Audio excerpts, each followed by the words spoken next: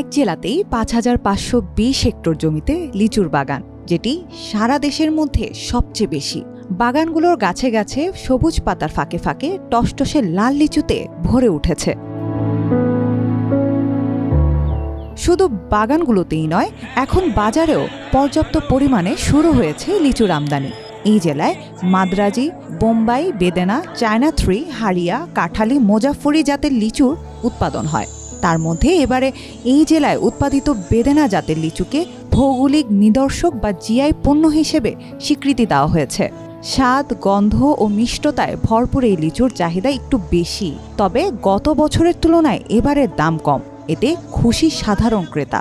বেদানা লিচুর চাহিদাটা হচ্ছে পর্যাপ্ত পরিমাপ। এতে হচ্ছে সুস্বাদু এবং বিচি হচ্ছে ছোট, মাংস হচ্ছে পরিপূর্ণতায় ভরপুর, এই কারণে এর চাহিদাটা বেশি পরিমাপ। বেদানা লিচু উঠছে, মাদ্রাজি লিচু উঠছে এবং চায়না 3 লিচু অলরেডি উঠে গেছে। লিচুর দাম কম আছে। দিনাজপুরের বিশ্ববিখ্যাত লিচু, মিষ্টি লিচু, দাম বেদানা লিচু 400-র মধ্যে এবং মাদ্রাজি লিচু 200-250-র মধ্যে পাওয়া যাচ্ছে। বাজারে সবচেয়ে বেশি চাহিদা বেদানা লিচুর। এবারে উৎপাদন এবং বাজারে আমদানি বেশি হওয়ায় দাম কম। আসলে একটু কম কিনতেছে, কিন্তু তারপরে 2-4 হাজার করে আমরা পটে আনি, বিক্রি করি। বাগান থেকে ভাঙে নিয়ে আসে, এখানে ভালো মানের মাল লিচু আনি। আমাদের বর্তমান দিনাজপুরে বেদনা লিচু আর মান্দ্রা লিচু, এটা আমাদের জাতীয় লিচু, সেটা হলো বেদনা, মান্দ্রাজি, এই দুটাই বর্তমান এখন আমাদের মার্কেটে উপস্থিত আছে। কৃষি কর্মকর্তারা বলছেন, আবহাওয়া অনুকূলে থাকায় বেদানা লিচুর উৎপাদন বেশি থাকে।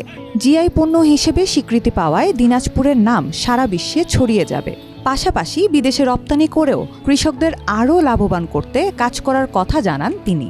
বেদানা লিচু কিন্তু জিআই পণ্য হিসেবে স্বীকৃতি পেয়েছে এবং এটা সারা পৃথিবীকে, এই দিনাজপুরের নাম কিন্তু সারা পৃথিবীর মানুষ জানতে পারবে এবং বাংলাদেশের কৃষক এই জিআই পণ্য হিসেবে স্বীকৃতি পাওয়ার ফলে এটা বিদেশে রপ্তানি করে এবং এটা তারা কাঙ্ক্ষিত দাম পাবে। কৃষি বিভাগের হিসাবে 25,000 মেট্রিক টন লিচুর ফলনের লক্ষ্যমাত্রা নির্ধারণ করা হয়েছে। সবকিছু ঠিকঠাক থাকলে কৃষকদের ঘরে যাবে 700 কোটি টাকা।